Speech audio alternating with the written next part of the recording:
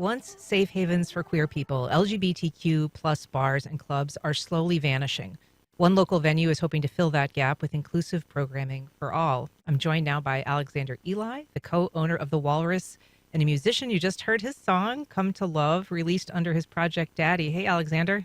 Hey, how are you doing today? Very good. And Bebe Deluxe, artist and musician and founder of Duval County Queer Pride at the Walrus. That's the one. Welcome. Thank you for being here, Bebe. I'm happy to be here. Okay, so LGBTQ plus bars and clubs have been disappearing. There have been a number of studies, a book that recently came out that found that 40% have closed basically since pre-pandemic times. What your thought as to why that's happening? I think there's numerous factors. I think venues in general are closing. A lot of that has to do with pandemic. A lot of that has to do with out-of-town investors who want to tell the community what they have instead of enjoying what the community has. But more than that, we like to focus on the queer bars that are existing. People just forget about them, or they think that they're inevitabilities. And I think that there's an inherent need for queer people to gather in a space together and celebrate surviving in a world that doesn't always let them do that.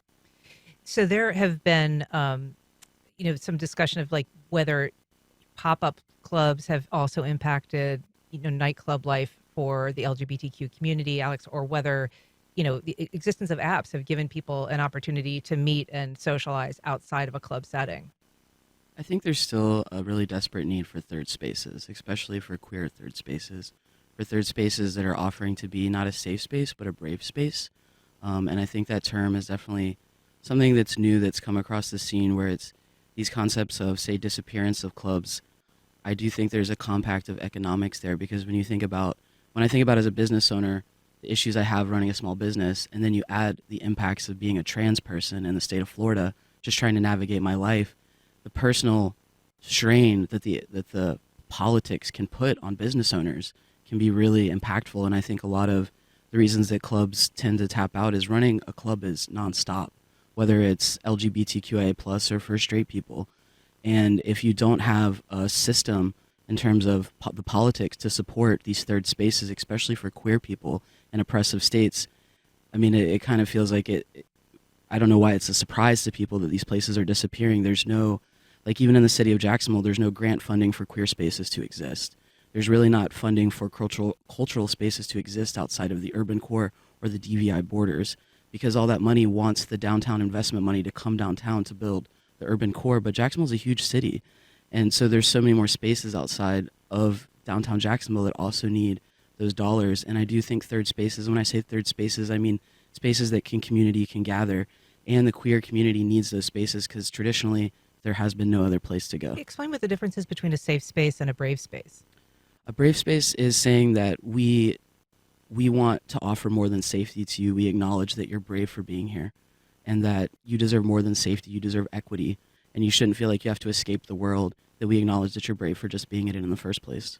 And we should say that Walrus is located in Murray Hill, so it is outside of the downtown core, but it has become a real resource for the community.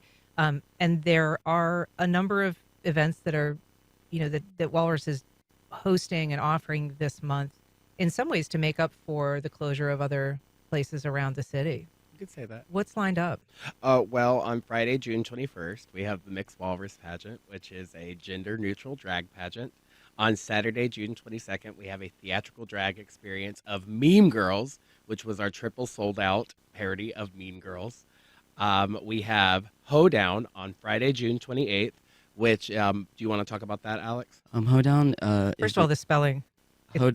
It's H-E-A-U-X, right? Yeah, No. like faux-ho. Faux-ho. Yeah, Okay. there you go. Not gonna get us. Not gonna get us, baby. We ain't getting in trouble. This is like a country music. Yeah, I was deeply inspired by the work of Stacey Bennett and the queer country disco that they formed, and now have, what, I think it's 5 years running.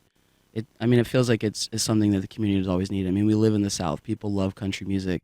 So I took that model of doing a country event, and since I had a country project, Hoedown was started in partnership with Plan C as a sex-positive honky-tonk for your badonkadonk to raise money for the Florida Access Network, which is the longest-running abortion access fund in the state of Florida. The idea with Queer Country Disco and with this project is that there are a lot of people that enjoy country music, particularly in this region, But that hasn't always felt like a safe space for people who are It's not a non-gender safe space. conforming. No. It is it's, not. It's not like country music in the South, and I can say that as someone who's worked in venues for 10 years. Oh, yeah. I've been told by some of my past bosses, which we won't say those names, but that if I didn't feel safe at those shows, I could just not work them. I mean, I don't know if you can tell by the sound of my accent and the twist of my front teeth, but I love country music.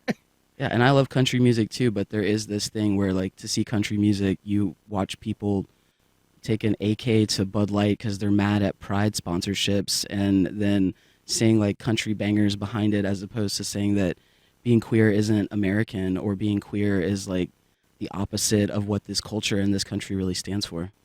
Well, there are a ton of issues that surround this, but the Pride events that you guys are hosting and proposing, I think, are going to be a big part of the celebration this month. So thank you. Drag Fest, Saturday, June 29th, and Queer Fest, Sunday, June 30th. Thank you, Bebe. Thank you for being here, Alexander, Eli. Both of you, appreciate it.